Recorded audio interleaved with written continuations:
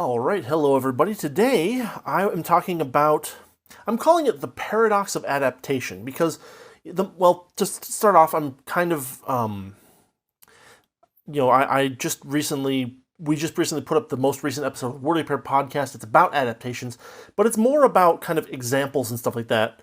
We talk about Batman versus Superman. We talk about the Nero Wolfe TV show. We talk about the animated adaptation of, say, the visual novel series Umineko. We talk about The Shadow. We talk about Jurassic Park. We talk even a little bit about the Street Fighter movies, which is kind of fun. And so the podcast episode is about adaptations and what makes good ones and what makes bad ones and kind of the different aspects of that. But what I wanted to dig into today is a more narrow topic. And that narrow topic, I'm calling it the paradox of adaptation because there's a lot of things that are involved in adapting a work to a new medium that give you a kind of like a tug of war in multiple directions. So for example, when you're doing an adaptation, there's going to be a tug of war between being faithful to the original versus the desire of the adapter, who is usually an artist himself, right, to create something new and exciting that isn't just what was in the original, right? There's going to be a desire to change things a little bit, and this is something that is kind of a double-edged sword, right?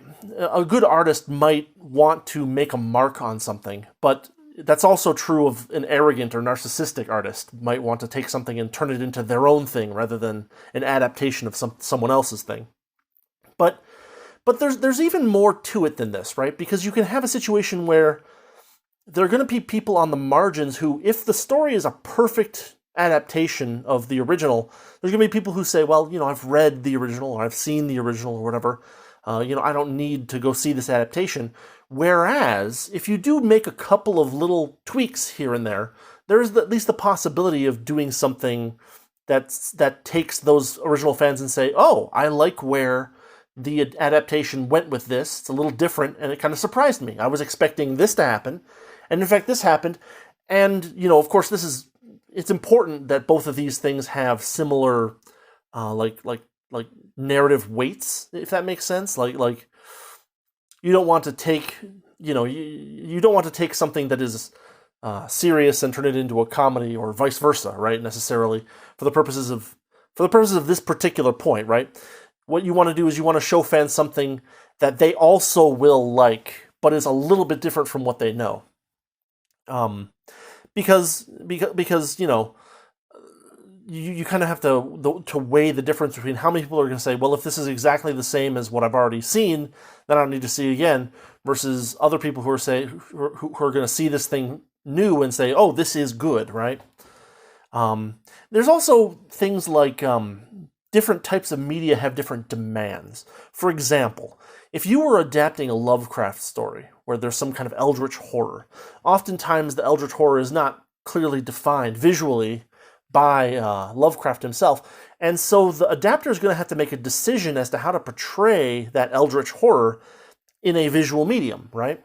For something that Lovecraft described as shapeless and constantly moving, or something like that, maybe the adapter will choose to portray that as something that is constantly changing shape, constantly varying itself. Or maybe they'll choose to go in kind of in like the fogginess direction. The edges of whatever you're talking about are constantly changing and are not very well defined. There are lots of different ways where if there's a what would you call it, like a vague description in a story, that the adapter might need to clarify that in some way. And there's no way to make it exactly what's in the story because what's in the written version is vague by design, right? However, in a virtual medium, in a visual medium, you're going to need to see something, and the question is what. There's also the tug of war between like the ability of the original artist and the ability of the new artist in the new medium. There are examples of this where one artist has really high ability and one artist has relatively low ability. But and in those cases, right, the low ability person should probably well, it depends on what the direction going is, right? If something was made and the original was not very good and the adaptation is designed to be better, well, maybe that would actually be an improvement. If you have, but like if you have two artists that are both masters of their own medium, it becomes a question of whose vision is going to be, held to more in the adaptation. An example of this would be like Jurassic Park. Michael Crichton was a fantastic science fiction author, but Steven Spielberg is also a fantastic visual, storyteller in the movie medium, right? He's very good at that. And so,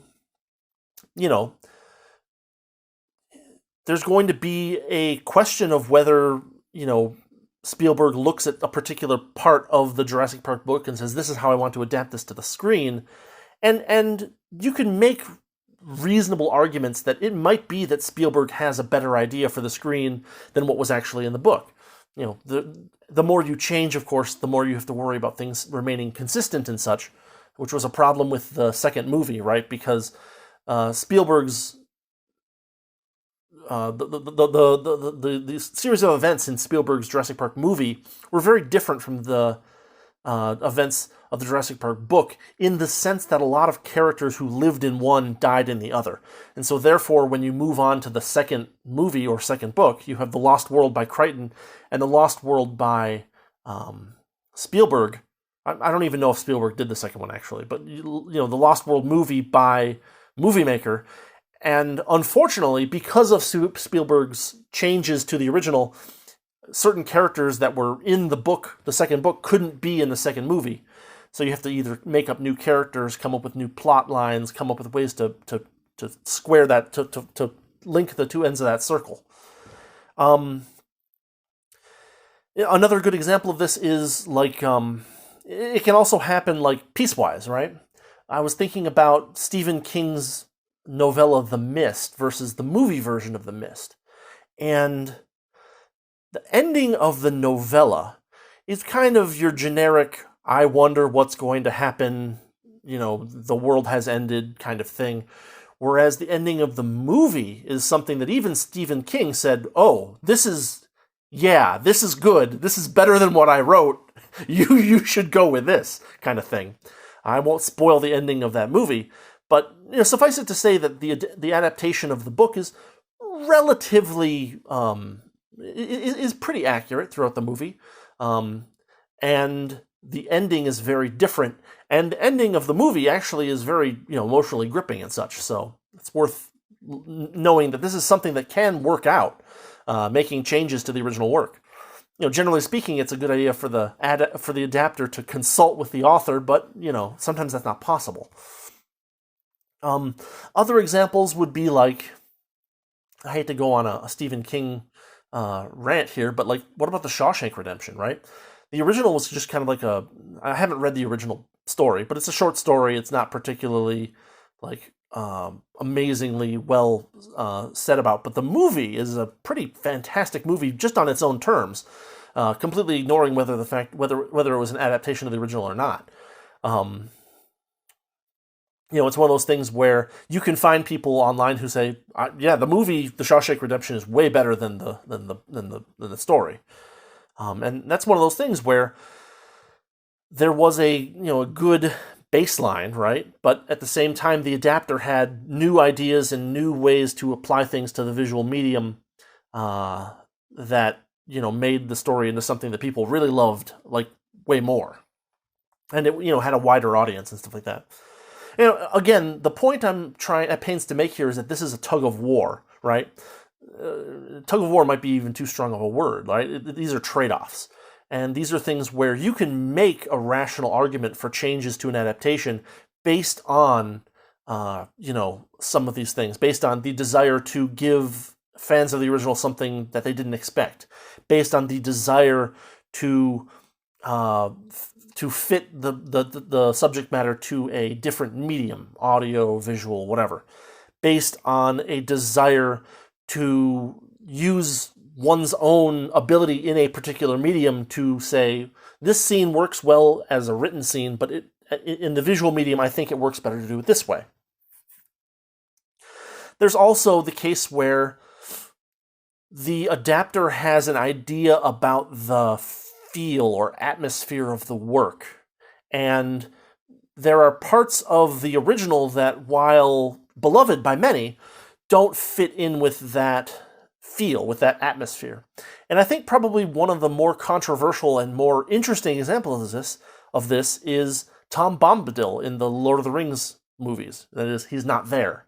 And the argument I've heard in favor of cutting Tom Bombadil, aside from it being a time issue, right? Like the problem that the Lord of the Rings movies had, problem is that they were extremely long compared to other movies at the time, and so it was difficult to get theaters to agree to play a 4-hour movie, or a 3-hour movie, let alone a 4-hour movie, which is what the extended versions ended up as, right?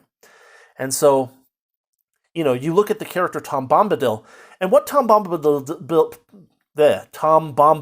does is he doesn't have a whole lot of effect on most of the story, but what he does is he provides this kind of like rest in the middle of the Fellowship of the Ring, where, but one of the things that happens with Tom Bombadil is that he puts on the ring in the books, and it doesn't do anything to him. The only reason that they didn't, not only, but the reason that Tom Bombadil wasn't the one that they sent to Mordor with the ring on, because it didn't affect him, right, was because, he wasn't reliable he was kind of a whimsical creature that didn't, that you couldn't really, set on a mission, right?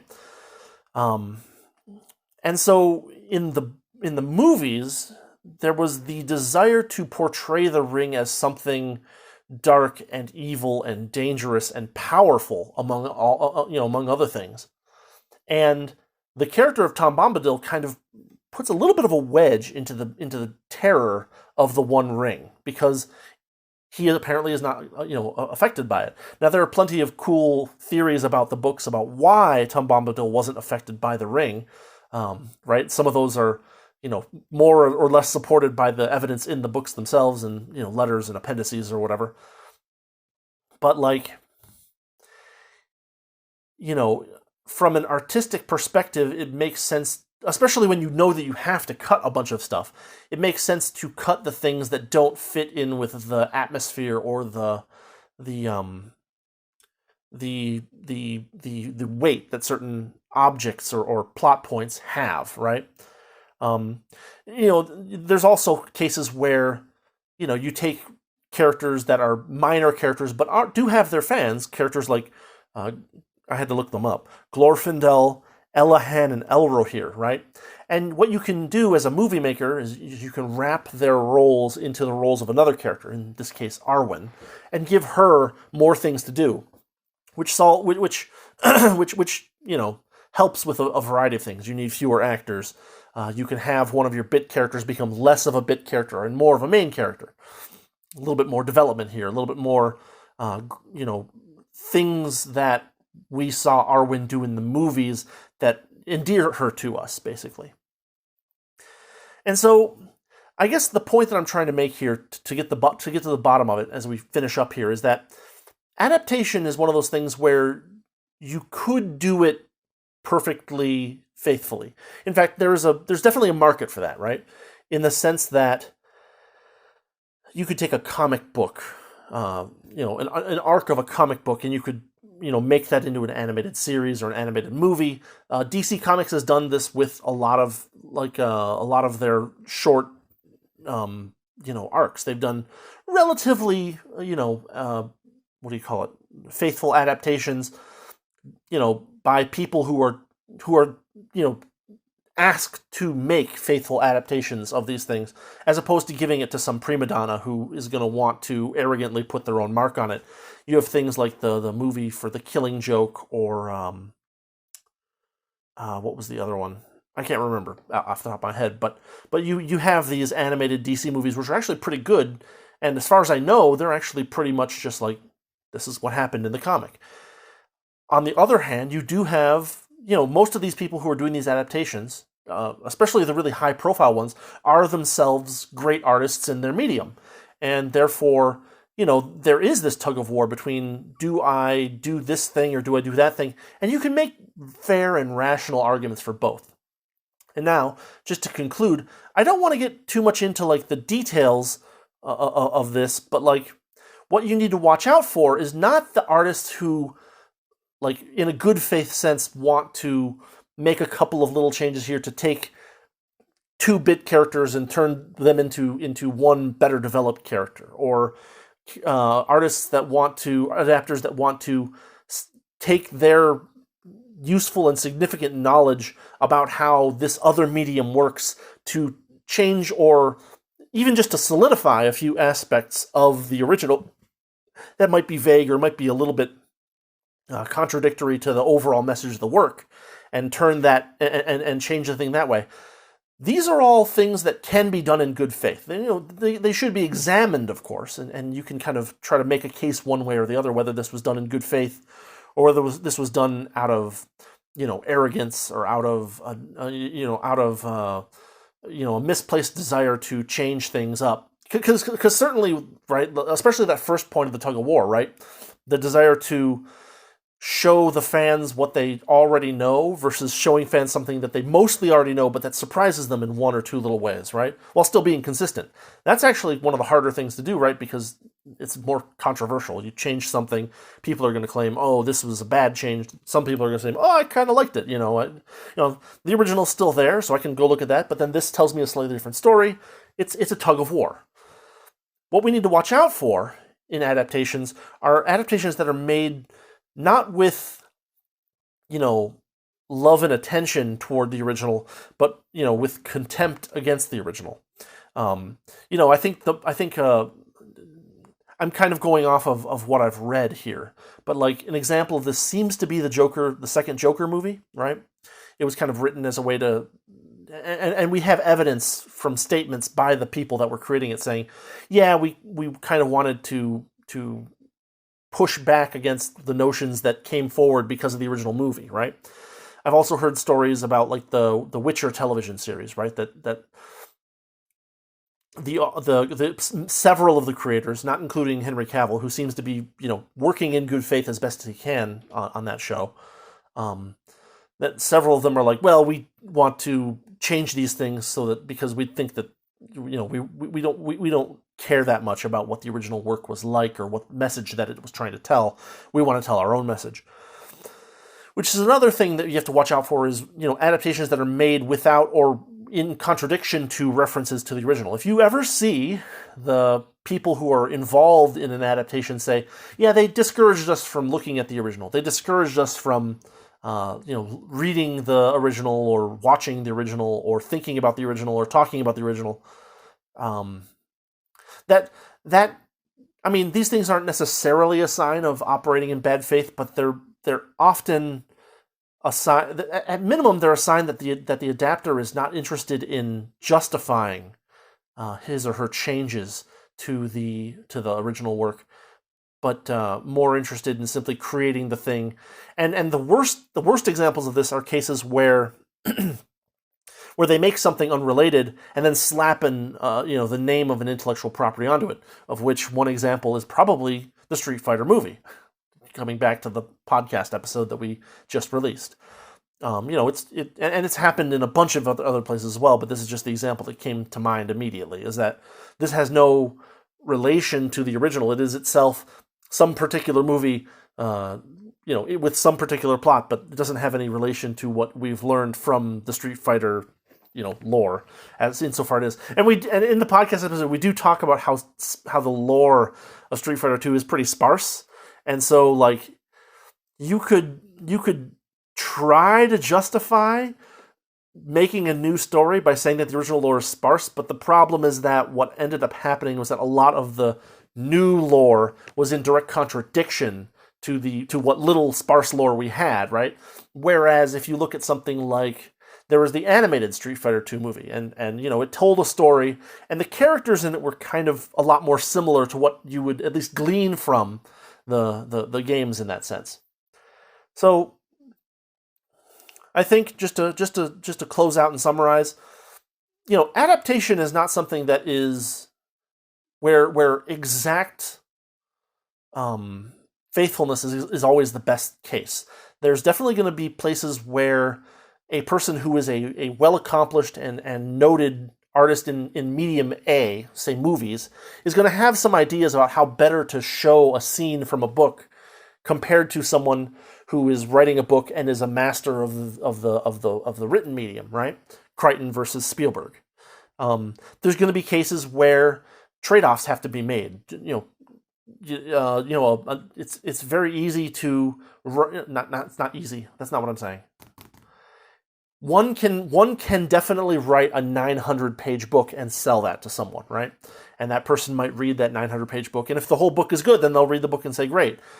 One cannot, produce a 6-hour movie and give it to a theater and say, hey, play this 6-hour movie in your theater.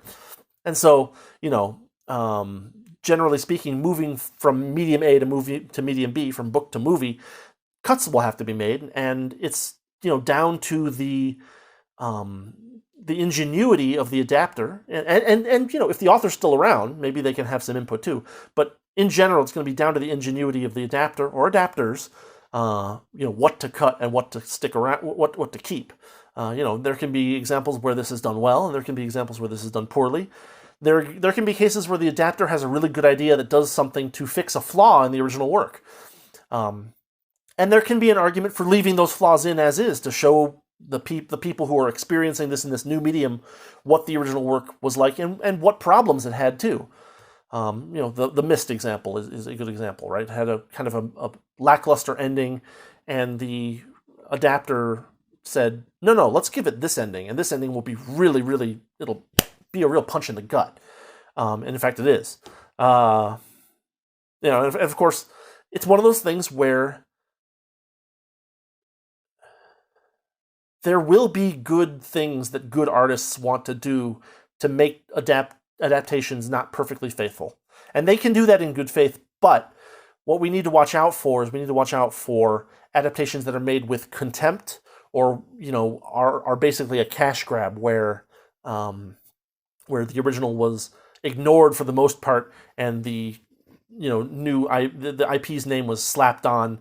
And those can be good, right? Like as Justin argues in the podcast episode, he likes the Street Fighter movie, and there are some really good points about the Street Fighter movie. Raul Julia's performance, for instance, is he put his heart and soul into that performance, and yet at the same time, it's not Street Fighter per se, right?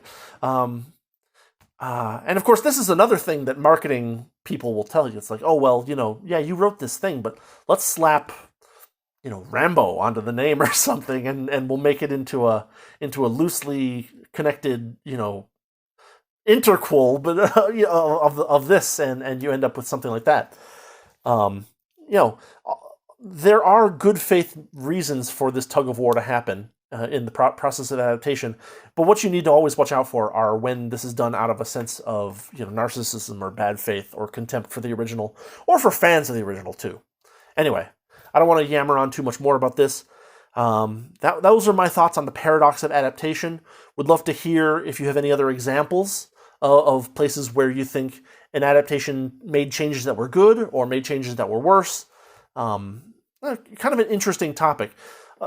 And a lot, well, not a lot, but some of this also applies to like making sequels when the original creator is no longer around, right? Like, the Disney Star Wars is, I think, probably a pretty good example of this.